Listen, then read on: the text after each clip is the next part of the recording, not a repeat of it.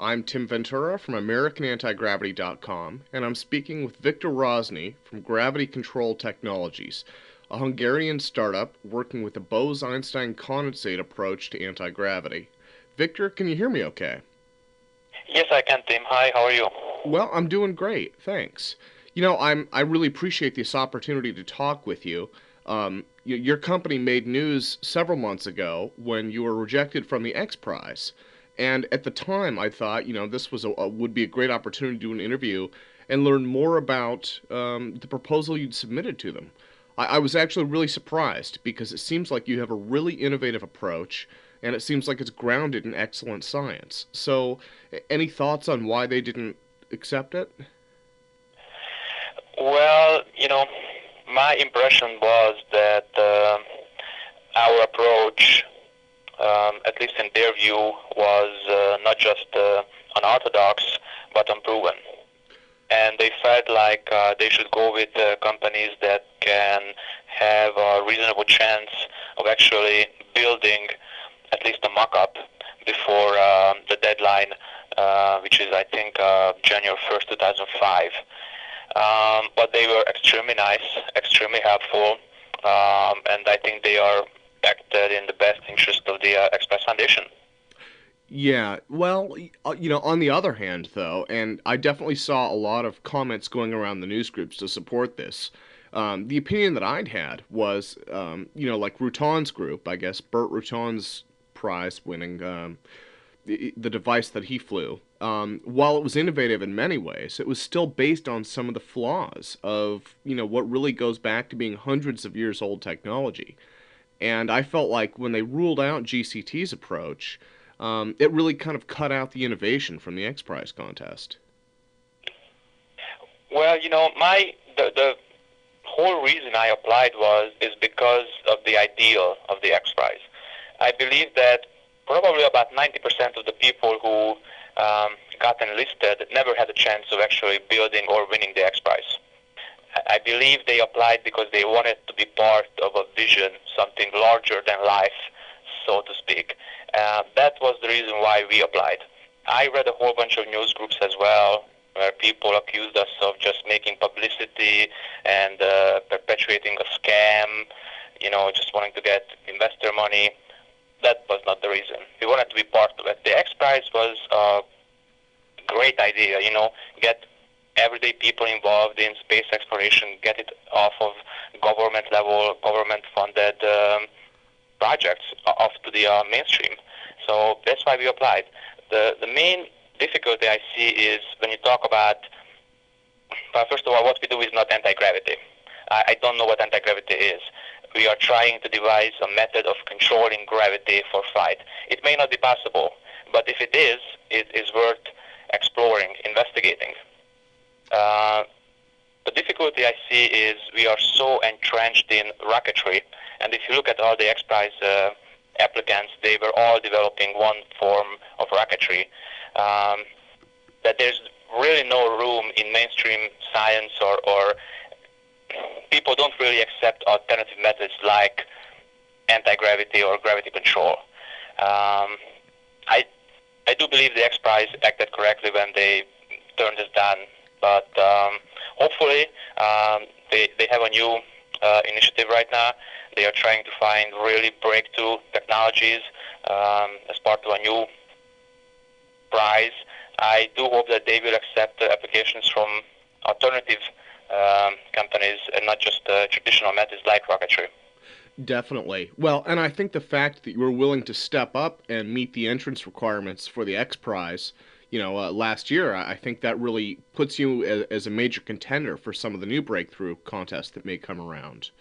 Now, when you mention anti-gravity, and I should apologize, I use that as kind of an umbrella term for gravity control and, on occasion, field effect propulsion. But you definitely have a more specific definition of it, and I think that comes from the work that you're doing in the lab. Would it be okay to ask, are you actually getting results being able to control gravity in the lab? Well, originally, I've been doing this for about 18 years. I got funding for, let's call it the seed idea in 1999, from Joe Firmage, as probably most everybody knows who visited our website. And we did some initial work both on temperature-independent superconductivity and what we call gravity control. And we did see some very interesting, well, not results, but very interesting data. We developed a theory, and the data showed great correlation with what we developed theoretically. So we thought that was interesting, and in our opinion, it was worth investing more money to pursue it further to see if, in fact, what we see is an actual phenomena or just something, we misread in the lab. Well, I'm sorry. The Bose-Einstein condensate aspect of it fascinates me, and I guess that's the fifth state of matter, isn't it? Right after plasma. And the thing that's interesting about it is, so many of the different approaches to controlling gravity come down to one thing or another, and the BEC approach uniquely sets your technology apart. So, and I should apologize for interrupting, but that. It's okay. Well, yeah, it is a bit different from what everybody else is doing, and I'm the first person to tell you it may not work. I mean, that's in the deck of cards, of course. My personal belief is, and I've been doing it for 18 years, because I believe probably about 75% that it will work, but it may not. It is a bit different. And we also received a lot of slack from pursuing the work of David Hudson. Some people may have heard of him or may have even known him. He was an Arizona farmer, so he's not a scientist in any shape or form. Although I have met David several occasions, and he's probably one of the sanest, most down-to-earth persons I know. And in terms of his work and the science behind that, I think it has a lot of merit to it. Does it work? Well, we have done some experiments on our own. We didn't have the proper equipment. Unfortunately, you need a lot of equipment to keep the process in control. But what we have done so far seems to indicate that there is something to this, that in fact you can do it. If you have the proper equipment to keep it in control, you can synthesize these elements, and they will exhibit back-like properties at room temperature. Now, when you mention these elements that David Hudson discovered, the description online is that they're monatomic metal-like BEC compounds. Are these different in any way from perhaps the helium that's been used in some of the more traditional Bose-Einstein experiments? Well, if you look at these elements from an atomic structure standpoint, then they are exactly like helium.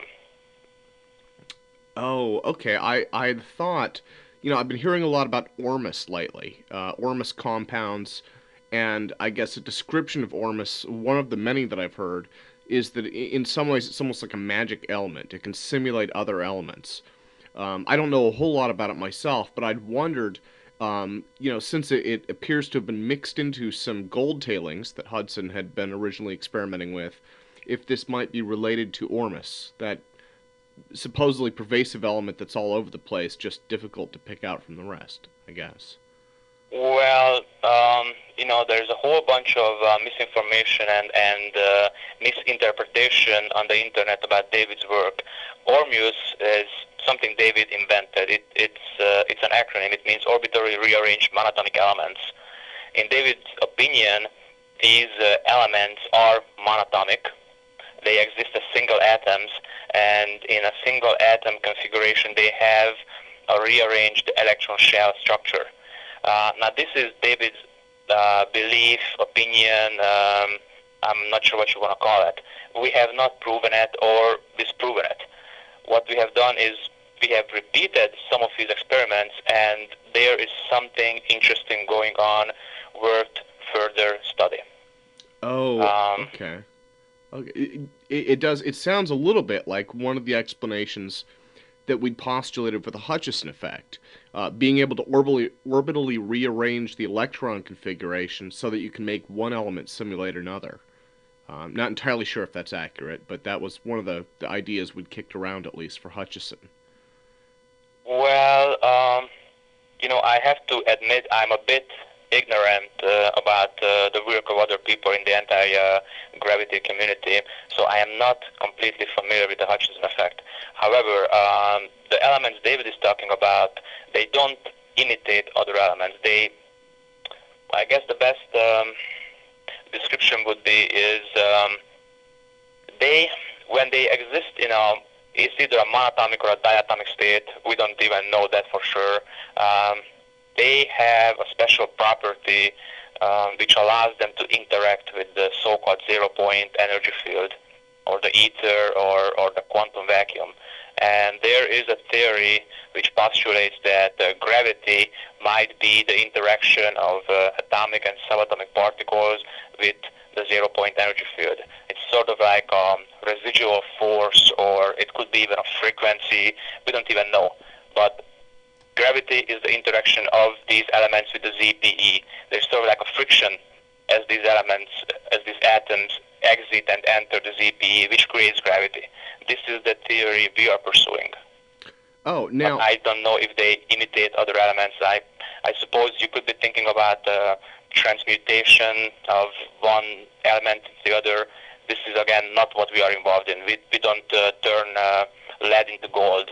yeah, absolutely. And that was actually the transmutation was one of the things with Hutchison that we looked at. But in your case now, the superconductivity for these elements, does that occur at room temperature in a monatomic or diatomic state? Or does it require the extreme cooling that something like helium might require? Well, based on lab work we have done, the last step of the process is actually heat treating. It's annealing. And what we have seen is you need to get up to about 60 degrees centigrade to show superconductivity. But since we didn't have proper equipment, our samples were highly impure. So it could be that these elements, when properly made, will exhibit superconductivity at any temperature, including that of room temperature. But it needs to be investigated further. So this would be really unique. It would have tons of commercial applications then, because you could make devices function not only at room temperature, but even substantially above it, the temperature you might see in an electric motor or something where friction exists. Sure. Okay, okay. Well, it definitely helps me visualize it a little bit better, and hopefully the audience will be able to pick up on this as well. Um, Now, one of the things on the website that it had mentioned was craft under development. I was just hoping to ask how far along you might be in development of that. Well, what we have on the website is our vision of what could be built if gravity, in fact, can be affected, acted upon, or controlled. Our thinking was that we should follow an incremental approach, which is why we have a whole bunch of different proposals for craft, starting from the unmanned prototype, going to the unmanned craft, and then going to a commercial airliner, and eventually a space tourist. Now, these are just ideas. These are our vision of what could be if the technology is possible. These craft are not being developed. We don't have any funding to pursue it, and there needs to be a whole bunch of lab work done to prove that we can first manufacture these superconductors, second, that we can affect gravity, and then we can maybe begin thinking about a practical application like an unmanned prototype. But I think that's a long way off. Those are just illustrations on the website. Yeah, yeah, but they do reveal that you have kind of a vision for the future, which is always a big plus, because I think one of the problems with technology is that we invest ourselves in reaching a certain place with it, and then once we reach that place, we may end up getting stuck and kind of looking around wondering what to do next. Now, in terms of the craft on the website, it looks like there's type 1, 2, and 3 as concepts. And you mentioned space tourism. But, if you are able to make this work as you believe it may, and I think that you may be able to also, I did an interview with Eugene Podklemoff a couple of months ago, and he's using large-scale superconductors to create gravity beams. and he's running into his own kind of set of difficulties. But I think you may be able to reach at least that same point with some definite advantages. When you reach that point, what do you envision as the next steps for commercializing this? Well, that's a good question. For me, my original vision was to give people an opportunity to see this planet from above. And that was the vision of the X Prize. And I guess that's why Paul Allen financed Burt Rutan, and I guess that's why Richard Branson is now forming Virgin Galactic. I mean, my personal feeling is that human beings have an insatiable curiosity towards space, and everybody would love to travel and look back down on this planet from the blackness of space. So my vision is, if the technology in fact works and it can be implemented, is to have large commercial vessels that can take 1,000 people on space tourism flights.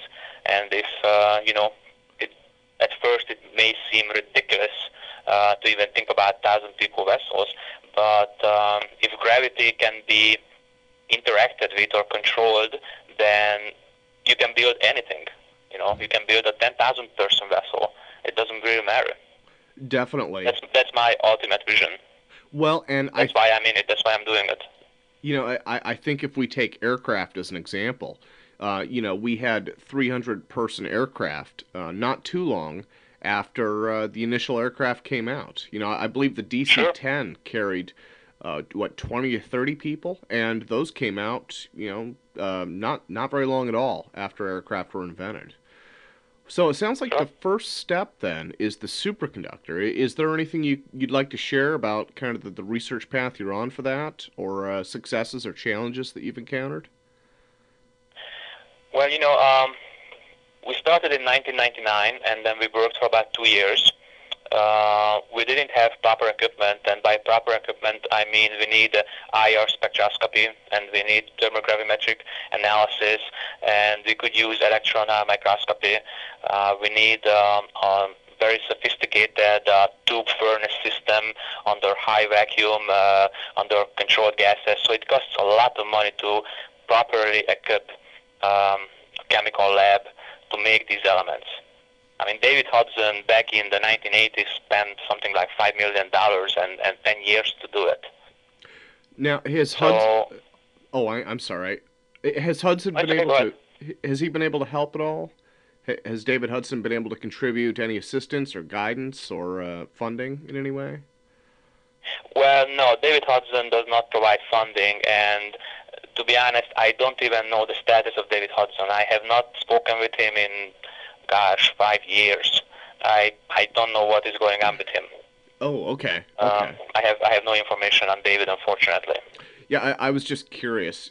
Just the idea of Ormus has been around in many circles, and so for myself, realizing that this connects back into it makes it part of a larger experiment. I can definitely understand that these take a lot of equipment, materials to work with. Now, it looked like on the website, some of the materials that you had, at least from appearances, looked like cryogenic tubes. Have you done any work with more conventional Bose-Einstein condensates? No. Oh. No, okay. And we did not use any cryogenic equipment whatsoever. I think the piece of equipment you're referring to might have been our tube furnace.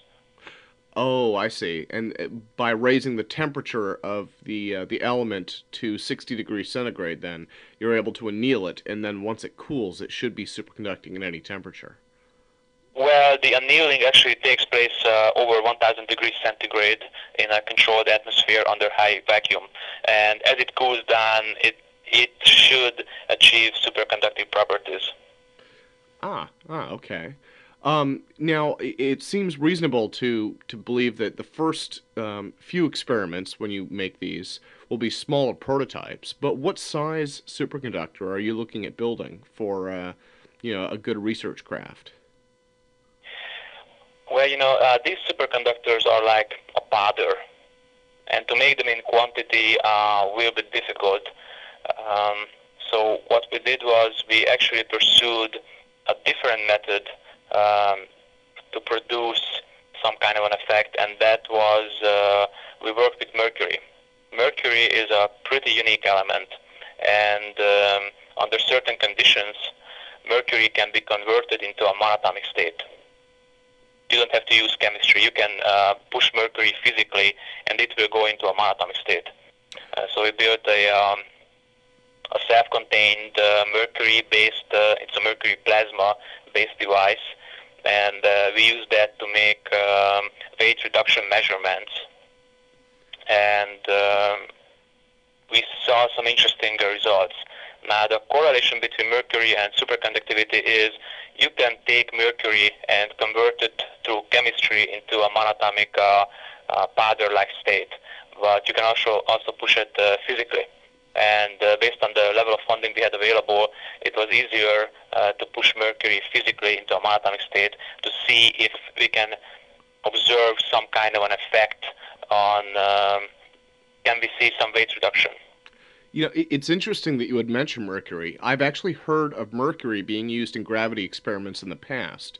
I believe the first, if I remember correctly, was a gentleman named Edgar Fouché, and he had a claim, and I believe this claim came out in 1989 to 1991, around then, although I could be wrong. He was claiming that the government had a craft called the TR-3B that had an 89% supposed weight reduction using a mercury vapor torus. And the thing that I thought was interesting about that was a mercury vapor torus would have, in some ways, sort of a superconductor-like effect. It would trap a magnetic field the same way a superconductor would. And Fouché had apparently talked about this before Planck's experiment was well known. So in some ways, the mercury vapor that he had described works much like perhaps Planck's superconducting disk does. I've also heard rumors of mercury going back to ancient, I believe, ancient Hindu texts, where they talk about using mercury in experiments that created lift and flight. So it's interesting to see it kind of pop up in these different places. Well, Tim, I am not familiar with any what do they call it, black world government projects and secret airplanes, nor I am familiar with the gentleman you mentioned. I do know about the so-called Vimana or Vimaya craft in ancient Hindu literature, the Vedas. They talk about mercury. Our thinking was that you can convert mercury through chemistry into a superconductive powder, but because you can push it physically, we would get the same results. Of course, you need a lot more energy to do that physically. It is interesting that, in our opinion, this craft requires spin-symmetric structures, and the torus would qualify for that. In our opinion, you have to rotate electricity in a superconductor at specific frequencies to get the gravity, to interact with gravity. So what you're talking about is, for me, it's interesting, although I am not familiar with it, and it seems to have some correlation to what we're trying to do, although we're not into any kind of a government cover-up, secret black op project, whatever. Yeah, not at all, not at all. It's in fact that the trail has been remarkably open, and it's becoming more open every day. One of the stories that I followed earlier in the year was a lady named Ning Li, who did research for the Department of Defense, and she had done a theory that explained the Podklanov effects. Eugene Podklanov is a Russian researcher working in Finland, and he's done experiments with impulses, high frequencies, and rotating superconductors. So he's combined all three. The results that he's claimed to have been pretty profound. And it's strange to see a lot of the same parallels with your ideas. Although, to be quite honest, he doesn't have access to the technology that you're creating. And I think that you'll have much better success in some ways with it. Well, again, my goal is, if it works, the implications are too big not to try. But they are definite hurdles to overcome. Definitely. Now, you'd mentioned Joe Firmage as doing funding, and that's something I'd heard, but I was wondering if you could elaborate a little bit on that. Some of the earlier, work that have been done collaboratively, and, some of the challenges that you've encountered now that there's a global economic recession that's kind of come upon us. Well, sure. I was living in the U.S. In fact, I went to the U.S. with the specific goal of raising money for a crazy idea I had, and after 9 years, I got nowhere. And it was right about the time NASA formed their Breakthrough Propulsion Physics program. And I wrote them an email. I think it was like a two-page ad hoc general description of the idea I had of building a craft capable of controlling gravity. And they were looking for exactly the kind of ideas at BPP at that time. So I sent my email out, and I think it was about a week later, I received an email from some guy who said that he's the CEO of a big shot NASDAQ-listed corporation, and he got my email, and we must talk, and call him immediately. He gave me his cell phone number and said, like, I call 24/7. And at that time, I was like, well, of course, here comes the fairy tale. And I didn't call him for about a week. After that, I called, and I was living in Oregon at that time. He was in Silicon Valley, and he said, I must go down, and we have to sit down and talk. So he bought me a ticket. He flew me down there. He had a limo waiting for me at the airport. They took me to his office, and we spoke for about an hour and a half. And my initial impression was that, okay, here's a rich guy who's kind of bored and doesn't know what to do. However, we agreed on some terms, and he funded an initial exploration into replicating David Hudson's work to see if it was possible to do it. We did that. We produced some interesting results after about 3 months, and then Joe and I agreed that we should take it further. We moved back to Hungary because funding could be spent more efficiently here. And I think that's pretty much it. My impression of Joe Firmage is that he is one of the nicest, sincerest, down-to-earth people I know. His intentions are the best, and he is genuinely fascinated with space travel, and he would like to see it happen. He would like to see us get on a different track than rocketry. And his opinion is, well, guys, if this works, we have to try it. It doesn't matter how much it costs. We have to see if it works. If it doesn't, we spend some money. I mean, people spend money on ridiculous things over the years. If this works, it needs to be explored. It needs to be investigated. Definitely. I'm not sure if you want to know more about Joe, or that satisfies your curiosity. Yeah. In fact, I may try and do an interview with him sometime because it seems like he's been involved and interested in a number of these technologies. And it would be interesting to get his feedback on some of the things he's seen and participated in. But I've definitely heard wonderful things about him myself. That and I have to applaud his interest in some of the more breakthrough technologies.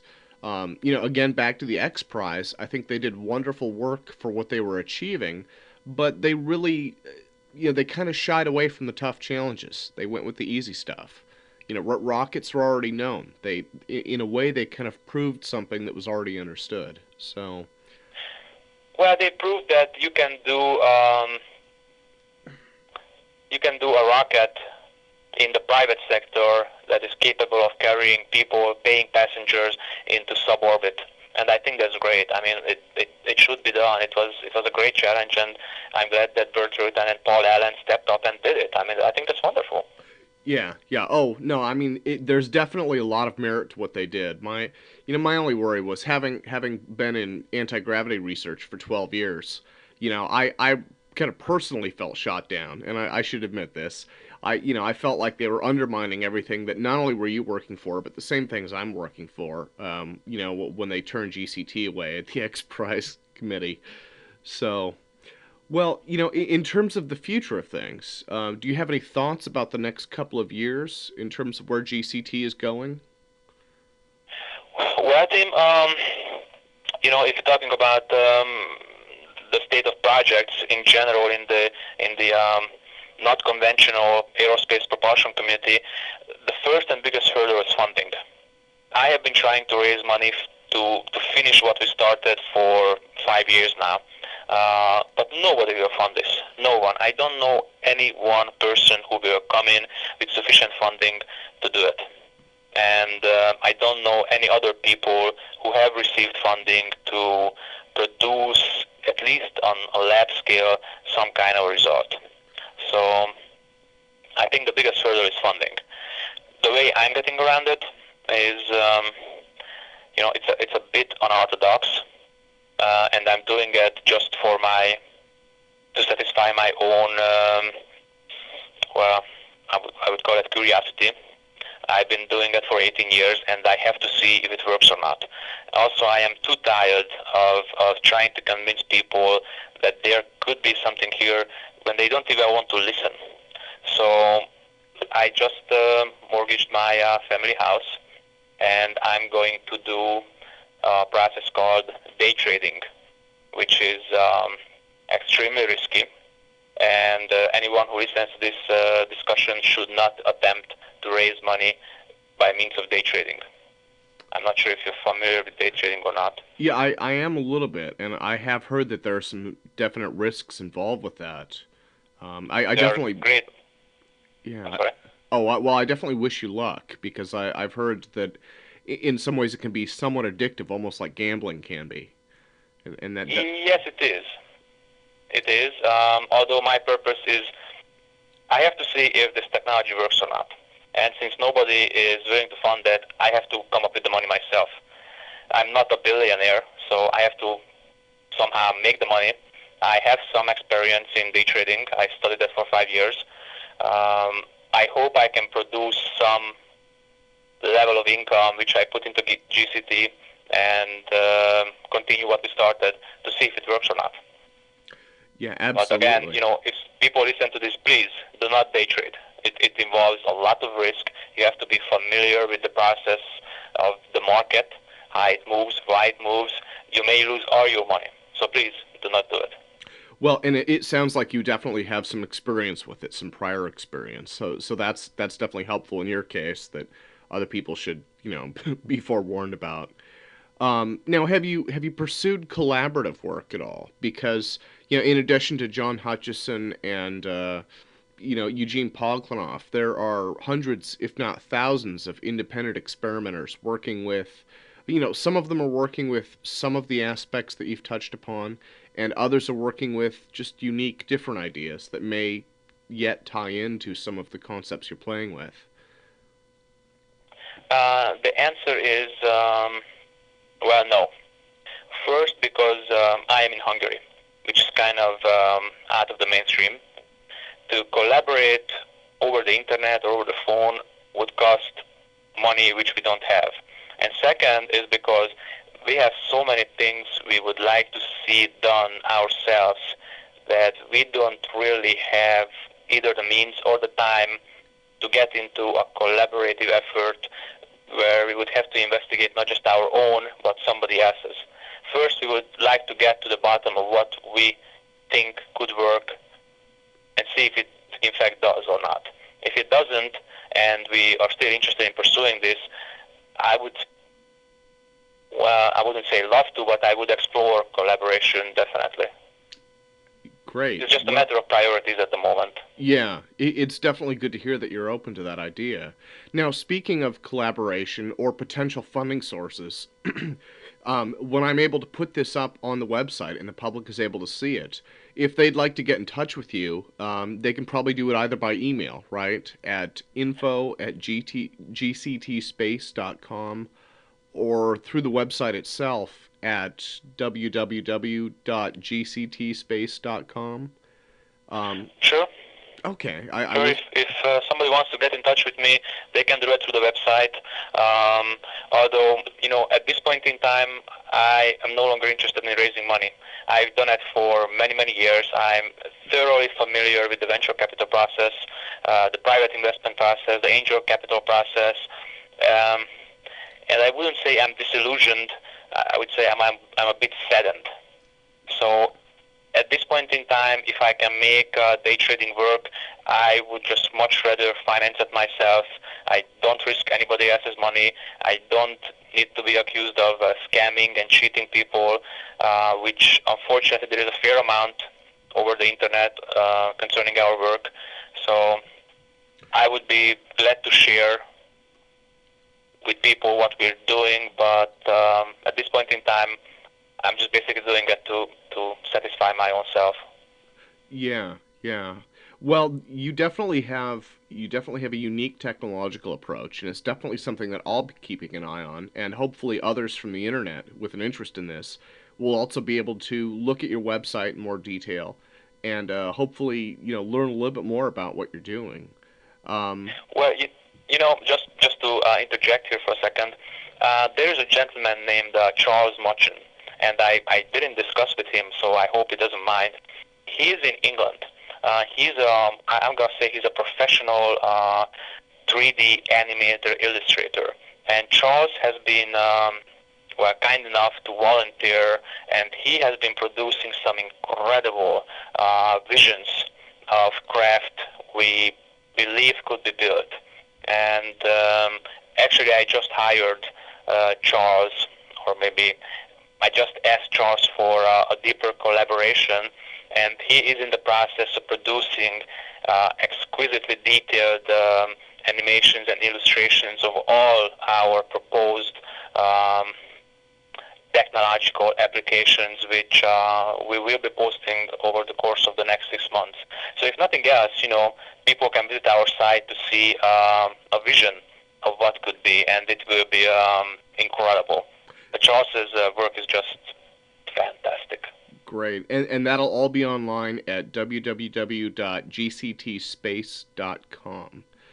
Well, I think we're out of time for today, but again, I sincerely appreciate your time, Victor, and I hope the best of luck to you in day trading and in building the superconductors and eventually a gravity controlled craft.